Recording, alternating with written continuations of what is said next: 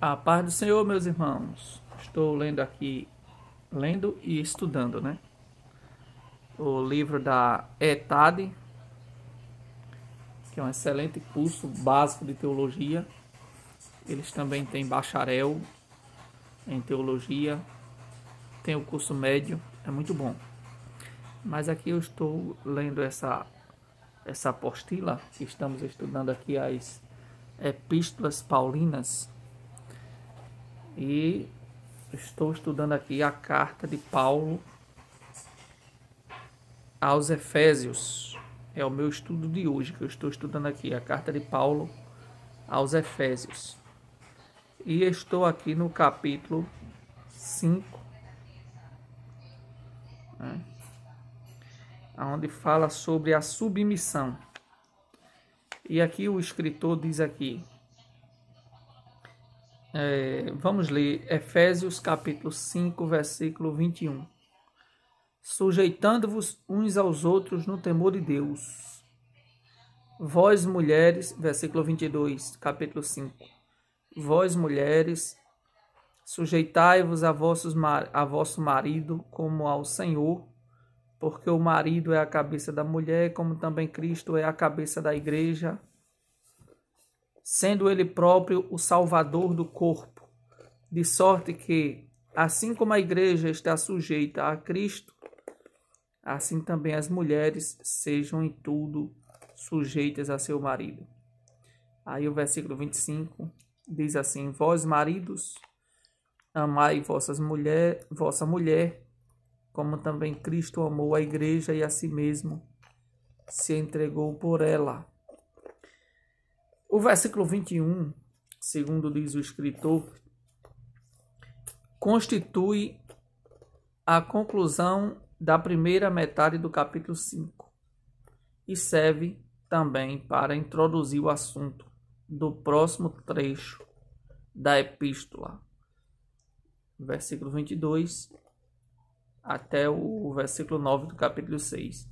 Este trecho ensina acerca da submissão do crente e o versículo 21 declara a premissa fundamental desta doutrina: cada um deve submeter-se um ao outro, sujeitando-vos uns aos outros no temor de Cristo. O círculo familiar e social é o maior exemplo nesta lição, como seja marido e mulher, pai e filho, servo e senhores. Esta premissa não significa que o crente deve tornar-se escravo do capricho alheio, nem que ele não tenha direito de exercer seu livre-arbítrio, mesmo contradizendo a opinião dos outros. Significa antes que ele deve lembrar-se de que seus próprios interesses momentâneos importam menos que o bem-estar eterno dos demais. A esposa crente de um marido incrédulo, por exemplo, poderia talvez ganhar o marido para Cristo se estivesse disposta a ceder em alguns dos seus próprios direitos provisórios em benefício de interesse dele. Então, submissão é um mandamento bíblico, né? E o ciclo familiar é o maior exemplo nesta lição. Ainda tratando aqui das esposas e maridos. A palavra submissão procede do latim submissio, ou seja, missão subordinada. A palavra não diz respeito ao valor relativo de um indivíduo, mas declara simplesmente que ele tem a incumbência, missão de adotar determinada atitude. A esposa que se submete ao marido não é, por isso, inferior a ele. Ela reconhece sua divina missão de humilhar-se voluntariamente e assim faz. Cristo mesmo agiu desta forma, humilhando-se e submetendo-se à perfeita vontade do Pai em prol da salvação eterna da humanidade. A esposa cabe a missão da humildade. Ela deve respeitar o marido como a igreja respeita ao Senhor Jesus Cristo. Por outro lado, ao marido é dada a responsabilidade de amar a esposa como Jesus Cristo amou a igreja e a si mesmo se entregou por ela. Tanto o marido como a esposa, portanto, têm de submeter seus direitos provisórios ao interesse mais alto do cônjuge. A semelhança de Cristo na sua dedicação ao aperfeiçoamento espiritual da igreja, o marido crente deve dedicar-se ao crescimento espiritual da esposa. Em se tratando de submissão, né, é a palavra que manda, é a palavra quem determina. O esposo ele tem a obrigação de amar a esposa como Cristo amou a igreja e a si mesmo se entregou por ela, certo? É bíblico. Efésios 5:25. Por outro lado, a responsabilidade da mulher é da mulher cristã, né? O assunto aqui é mulher cristã, não é a mulher mundana, porque a mulher mundana ela não conhece Deus, não conhece Jesus, não conhece a Bíblia, não nasceu de novo, não tem os atributos, né, espirituais da santificação, não conhece o que é esse mandamento, né? Esse mandamento de submissão, mulher ser submissa ao marido, se torna até motivo de chacota e piada numa sociedade caída sem Deus, né? Eles não entendem, são leigos, né? Mas a Bíblia diz aqui que a mulher deve ser submissa ao marido, certo? Ou sujeita, né? Que a Bíblia usa a linguagem aqui, vós mulheres, sujeitai-vos a vosso marido. Então, fala em sujeição.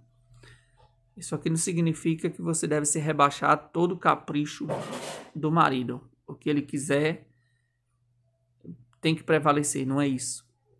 A mulher faz isso aqui por amor e por obediência ao Senhor Jesus, por obediência à palavra. Porém, esse mandamento para as mulheres, tem muitas mulheres que dizem que não obedecem esse mandamento, não cumpre esse mandamento porque o marido não cumpre o versículo 25, que é amar a mulher como Cristo amou a igreja. Então, se ela percebe ou ela acha que o marido não ama ela como Cristo amou a igreja, ela acha que não tem a obrigação de cumprir esse mandamento. Só que lendo a carta de Pedro, capítulo 3, versículo 2, né? 1 Pedro 3, é o versículo 1. Semelhantemente, vós mulheres, sede sujeitas ao vosso próprio marido, para que também, se algum não obedece à palavra, pelo procedimento de sua mulher, seja ganho sem palavras. Sem palavra. Aí eu pergunto a você, um marido descrente, um marido que não conhece a Deus, um marido ímpio, descrente, ele cumpre o que está escrito em Efésios capítulo 5 e o versículo 25? Ele consegue amar a mulher como Cristo amou a igreja? Um marido descrente? Certamente que não, né? Porém, a Bíblia diz que a mulher ela deve continuar obedecendo a palavra de Deus, sendo submissa ao seu marido, até aquele que é descrente. Desculpe, estou com a garganta um pouco ruim. Até o homem que é descrente, o marido que é descrente, ele pode ser ganho para Cristo pelo procedimento e o comportamento da sua mulher, né? A Bíblia também mostra lá no Antigo Testamento um homem chamado Nabal, que era louco, era tolo, era imprudente, era perverso, era mau, era ignorante. Mas ele tinha uma mulher sábia, ele tinha uma mulher espiritual, ele tinha uma mulher que era submissa. E mesmo o marido dela não tendo se convertido, Nabal não se converteu, mas chegou o tempo de Deus tirar Nabal da vida dela e deu outro marido para ela, que foi o rei Davi, que casou com ela. Então a palavra de Deus, ela não muda. O feminismo, ele tenta mudar a estrutura da igreja. Ele tenta mudar os ensinamentos do cristianismo. O feminismo que age no mundo está adentrando as igrejas e quer impor a igualdade de gênero, né? Só que desde o início do mundo até hoje, Deus criou diferente o homem e a mulher. Homem e mulher é diferente, tanto em proporção de força física, quanto em dimensões sentimentais. O homem tem um comportamento sentimental diferente e a mulher já é diferente. Então é diferente, não adianta tentar igualar. Agora, em se tratando de direitos humanos, todos somos iguais diante dos direitos humanos e diante da lei. Agora, se tratando de convívio familiar dentro do lar, dentro da família, tem que haver a diferença. Tem que haver a diferença. Então, que Deus abençoe a todos e que Deus abençoe a todas as mulheres do Brasil e todas as mulheres cristãs e que elas aprendam e coloquem em prática o que diz a palavra de Deus. Não adianta marchar, pular, rodar, sapatear, dizer que é cheio do fogo e não cumprir o que a Bíblia diz, né? A mulher sábia edifica a sua casa, a tola destrói com as suas próprias mãos. A mulher do capítulo 31, que é descrita no capítulo 31 de Provérbios, é a coisa mais linda do mundo. E muita gente só gosta daquele versículo, né? 31:10. Mulher virtuosa, quem a achará? O seu valor muito excede ao de rubis, né? E esse versículo virou chave, né, para muitas mulheres, tema de congressos, tema de festividades. Porém, vamos comer o capítulo inteiro de Provérbios 31, vamos se alimentar do capítulo completo, porque para essa mulher ser chamada de mulher virtuosa, ela tinha todas aquelas características do capítulo 31 completo. Leia do versículo 10 até terminar o capítulo e você verá porque aquela mulher foi digna de ser elogiada pelo marido e pelos filhos. Amém? Deus abençoe a todos.